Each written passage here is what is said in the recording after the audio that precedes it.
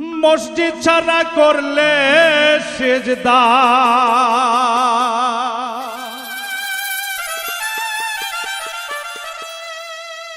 মসজিদ ছাড়া করলে সেজদা কোন ফল সে পাবে না। মুর্শিদ ধরো নামাজ পড়ো নইলে নামাজ হবে না। মসজিদ ছাড়া করলে সেজদা মসজিদ ছাড়া করলে সেজদা কোন ফল সে পাবে না। মুর্শিদ ধরো নামাজ পড়ো নইলে নামাজ হবে না। মুর্শিদ ধরো নামাজ পড়ো নইলে নামাজ হবে না।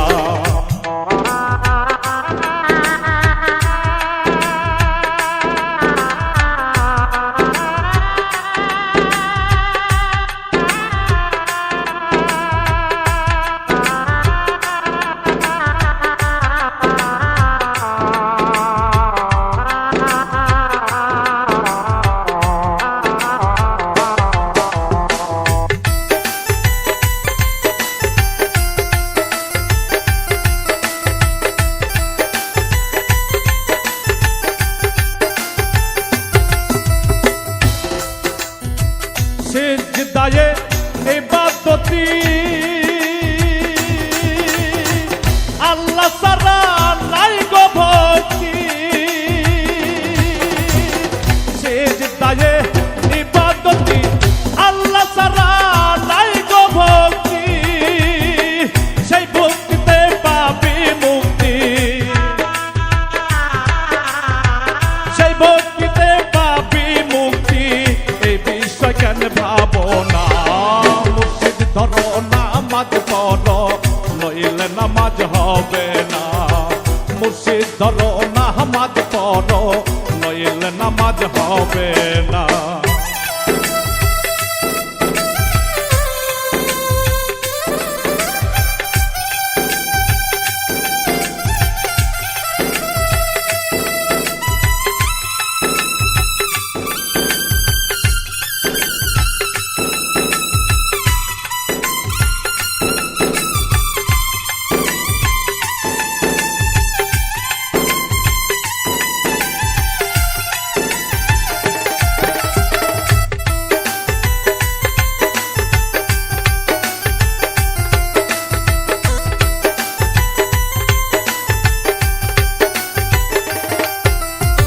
সিজদায়ে হয় তাহাজ্জুমি দেখে যারা জ্ঞানী গুণী। সিজদায়ে হয় তাহাজ্জুমি দেখি আমরা জ্ঞানী গুণী। তারে করলে সিজদা তাজমি তারে করলে সিজদা তাজমি আমাদের ভুল হবে না। মুর্শিদ ধরো নামাজ পড়ো নইলে নামাজ হবে না। মুর্শিদ ধরো নামাজ পড়ো নইলে নামাজ হবে না।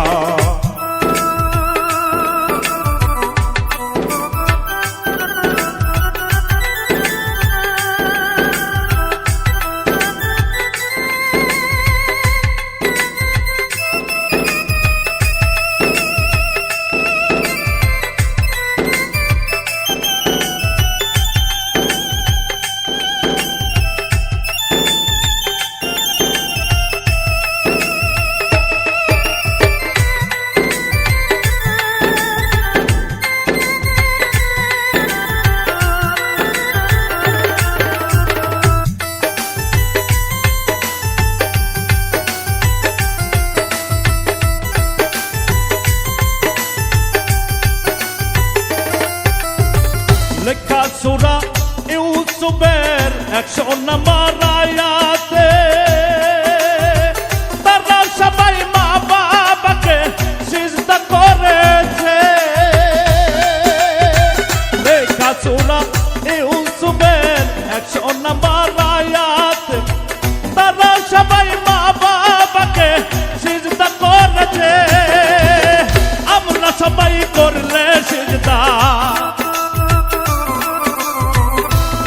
সবাই করলে সেজদা আমাদের গুনাহ হবে না। মুর্শিদ ধরো নামাজ পড়ো নইলে নামাজ হবে না। মুর্শিদ ধরো নামাজ পড়ো নইলে নামাজ হবে না।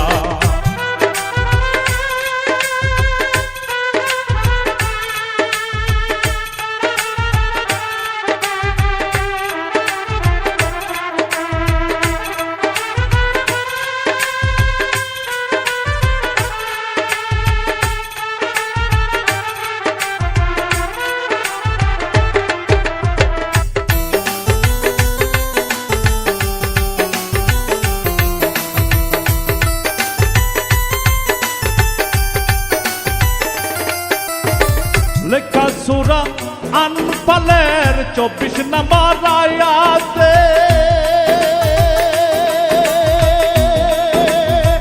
আল্লাহ তাকে এই মানুষের হৃদয়েতে। লেখা সূরা আনফালের 24 নম্বর আয়াতে আল্লাহ তাকে এই মানুষের হৃদয়েতে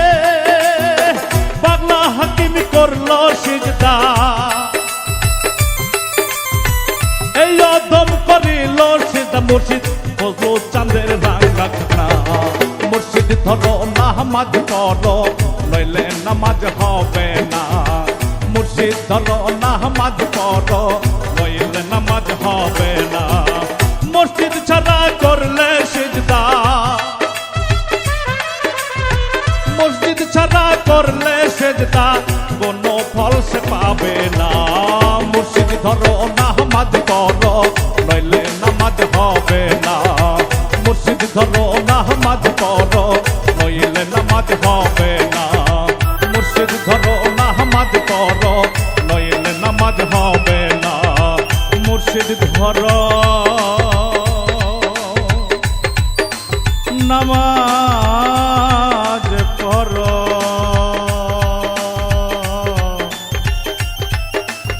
নইলে নামাজ হবে।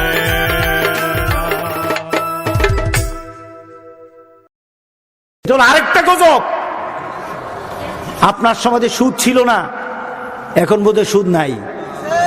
মুরব্বীরা বলেন তো দেখি, আপনাদের যখন বয়স কম তখন সুদখুর কয়জন দেখছেন? হ্যাঁ, সুদ ডরাইছে, ডরাইছে। আর এখন সুদ করে সমাজ ডরায়, ঠিক না? সুদখোর দেখলে বলে কি বাবারে বাবা কে জানি কোন সময় ধরে। আপনাদের এলাকায় বোধহয় সুদ নাই। এরা কি দাবি করে? মুসলমান, লাখে বলে 30, গনে 30।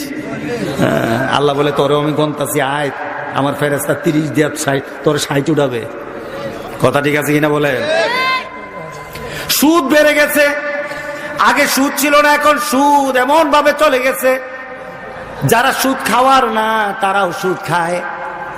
এমন মানুষ আছে কিনা বলেন? আমার কাছে ওই দিন একজন মাসালা বলল, হুজুর কি করি, হুজুর কি করছেন? হুজুর একটা লোক আমাদের মসজিদের ইমাম, মসজিদটা অনেক বড়, হঠাৎ আমার কানে আসলো, কি ব্যাপার? হুজুর একটা সংস্থা থেকে সে সুদের টাকা আনছে। লোকটাকে ইমাম সাহেব, হুজুর এর পিছনে কি করব? আমি বেশি করে নামাজ পড়েন, জানা শুনে নামাজ পড়েন, শুধু গলা পাইছেন আর কোনো কারণে তাকে ইমামতি রাখলেন। সুদখোর কখনো মানুষের কাতারে হতে পারে না, কারণ সুদখোর তো আল্লাহর সাথে যুদ্ধ করে। কার সাথে যুদ্ধ করে বলেন? সুদখোর আল্লাহর সাথে যুদ্ধ করে। সুদের মধ্যে 70টা গুনাহ, রাসূল বলেছেন সবচাইতে নিম্নের গুনাহটা হলো মার সাথে জিনা করা। আমার কাছে যখন সুদের কোনো শব্দ আসে আমি ভয় পাই। আমি দেখে দেখে চিন্তা করি, এই সুদটা তো এমন, আমার সমাজে এখন সুদ খাওয়া হয়েছে স্টাইল। সুদটা কি স্টাইল না? সুদটা এখন স্টাইল হয়ে গেছে। আমাদের সমাজে যতগুলি বড় লোক আছে ব্যাংক থেকে সুদে টাকা নেয়। কথা ঠিক আছে কিনা বলেন? প্রত্যেকটি মানুষ যারা ব্যাংকের সাথে লেনদেন করে তার ব্যবসার জন্য টাকা নেয়, সবকিছু সুদের মাধ্যমে নেয়। আর এসে এসে কি করে জানেন, এলাকায় আসলে কয় দানবীর আসছে, দানবীর। আপনাদের এলাকায় বোধ নাই দানবীর আসছে, কি বীর? দানবীর। গিয়ে দেখেন সুদের কোটি কোটি টাকা সুদের টাকা দিয়া ব্যবসা করে। এসে বলে কি দরকার? ভাই আমাদের মসজিদের ছাদ দরকার। ছাদ একটা না দুইটা একসাথে, ঠিক না? ঠিক। কয় মাদ্রাসা দরকার, মাদ্রাসা দে। কবরস্থান দরকার, কবরস্থান দে। সব টাকা দেব, কিন্তু উৎসটা কি?